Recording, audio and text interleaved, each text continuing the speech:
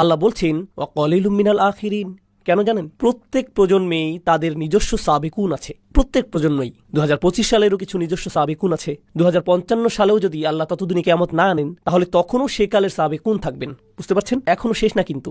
প্রত্যেক জাতিরই নিজস্ব সাবেকুন থাকবেন। শুধু পার্থক্যটি হলো প্রথম যুগের সাবেকুনদের অনুপাত শতকরা হার বেশি ছিল। আপনাদের এটা একটা উদাহরণ দিয়ে বুঝিয়ে দিচ্ছি। কল্পনা করুন 800 জন মানুষ একটি পরীক্ষা দেয়। যদি সাহাবীদের সময় ইমানের এই পরীক্ষা 800 জন মানুষ দেয়, তাহলে 750 জনই 90% বেশি নাম্বার পাবে। তো তারা হলেন গোল্ডেন এ প্লাস। কিন্তু প্রজন্ম যেতে যেতে তখনও মানুষ 90 বেশি পাবে, তবে শতকরা হার নেমে যাচ্ছে। ধরুন 800 হতে মাত্র 50 জন বা 800 জনে মাত্র 20 জন 90 বেশি পেয়েছে। বুঝতে পারছেন?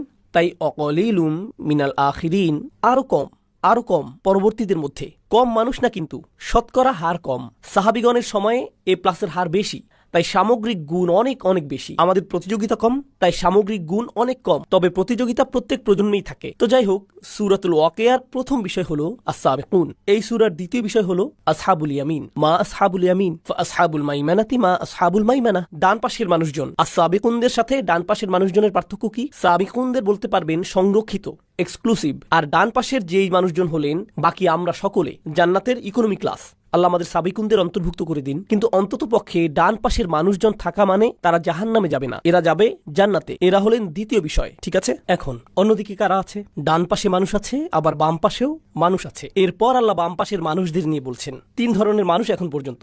প্রথমে অভিজাত শ্রেণী, এরপর ডান পাশের মানুষ, এরপর বাম পাশের মানুষ, তাই না? এরপর চতুর্থ বিষয়, আল্লাহ কিছু প্রশ্ন করেছেন। তোমরা কি বাচ্চা সৃষ্টি করো নাকি আমরা বাচ্চা সৃষ্টি করি? তোমরা ফসল ফলাও নাকি আমরা ফসল ফলাই? তোমরা আগুন জ্বালাও নাকি আমরা আগুন জ্বালাই? তোমরা আকাশ থেকে পানি নামাও নাকি আমরা আকাশ থেকে পানি নামাই? মানে আল্লাহ মানুষকে আল্লাহ যা সৃষ্টি করেন সেই বিষয়ে চিন্তা করতে বলছেন। মানে আল্লাহ যে সৃষ্টি করেন তা, তোমরা কিছুই সৃষ্টি করো না, আল্লাহই সবকিছু সৃষ্টি করেন। তোমাদের কোনো সৃষ্টিশীলতা নেই।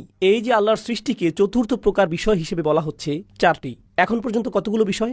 এই বিষয়টি হলো কোরআনের বিশেষত্ব, মহিমা সম্পর্কিত, কোরআনের অসাধারণ গুণ সম্পর্কিত। ছোট ব্যাপার না কিন্তু। 5টি বিষয়।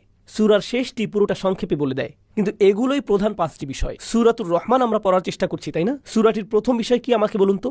আর রহমান ও আল্লামাল কুরআন। প্রথম বিষয়টি কি? কোরআন। সূরাতুল ওয়াকিয়াতে কোরআন কি একটি বিষয় ছিল? ছিল। কোথায়? বিষয় নাম্বার 5। তাহলে সূরা রহমানে এটা প্রথম বিষয় আর সূরা ওয়াকিয়াতে এটা পঞ্চম বিষয়। ওকে, সূরাতুর রহমানের দ্বিতীয় বিষয় হলো আল্লাহর সৃষ্টিরা। ওয়াশ-শামসু ওয়াল কামারু বিহুসবান ওয়ান নাজমু ওয়াশ-শাজারু ইয়াসজুদান ওয়াস-সামা রাফাআহা ওয়া ওয়াদাআল মিজান। তাহলে দ্বিতীয় বিষয় কি? আল্লাহর সৃষ্টি। সূরাতুল ওয়াকিয়ার চতুর্থ বিষয় কোনটি ছিল? আল্লাহর সৃষ্টি। সূরাতুর রহমানের তৃতীয় বিষয় হলো বিচার দিবস। কিভাবে পাপীরা বিপদে পড়বে আর জাহান্নামে চলে যাবে। বিচার দিবস আর জাহান্নামের আগুন হলো সূরাতুর রহমানের 3 নম্বর বিষয়। সূরাতুল ওয়াকিয়াতে 3 নম্বর বিষয় কি ছিল? বাম দিকের মানুষ, যারা বিচার দিবসে দাঁড়িয়ে শেষমেশ জাহান্নামে নিক্ষিপ্ত হবে। সম্পর্কটা দেখতে পাচ্ছেন? সূরাতুর রহমানের চতুর্থ বিষয় হলো জান্নাত। ওয়ালিমান খাফা মাকামা রাব্বিহি জান্নাতান। আর যে তার রবের সামনে দাঁড়াতে ভয় করে তার জন্য থাকবে 2টি জান্নাত। আচ্ছা, অন্তত আপনি আল্লাহকে ভয় করেছেন। আপনি সবচাইতে ভালো ছিলেন না, ঠিক আছে, তবে অন্তত তাকে ভয় তো করেছেন। সূরাতুল ওয়াকিয়াতে দ্বিতীয় বিষয় কোনটি ছিল বলুন তো এবার?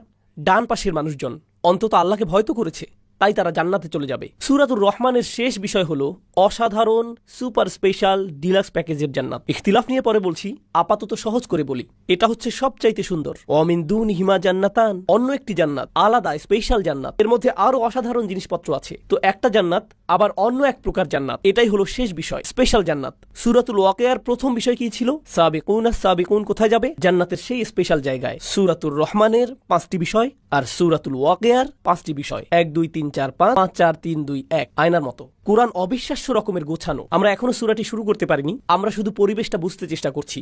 এটা শুধু স্থানটি চেনা, এটা জরুরি, কারণ এর মাঝে আপনি কোরআনের সৌন্দর্য বুঝতে পারবেন, কত গোছানো তা দেখতে পাবেন। আমি জানি না আপনারা মুসলিম বিশ্বে এমনটা দেখেন কিনা, কিন্তু আমি আমেরিকাতে বেড়ে উঠতে গিয়ে কোরআনের ব্যাপারে প্রথম শুধু সমালোচনাই দেখতাম। কলেজে গিয়ে আমি কোরআনের কোনো প্রশংসা শুনিনি, সমালোচনাই হতো। শুধু যে এটার বিষয় তারা অবিশ্বাস করে এরকম না, বরং এর বিন্যাস নিয়েও সমালোচনা করতো। এটা নাকি অগোছালো, নির্দিষ্ট গঠন নেই, এসব বলতো। আমি বলতাম, কি বাজে কথা যত সব, সবচাইতে অবিশ্বাস্য গঠন তো এখানেই, তোমরা মনোযোগ দাও না, এজন্য দেখতে পাও না।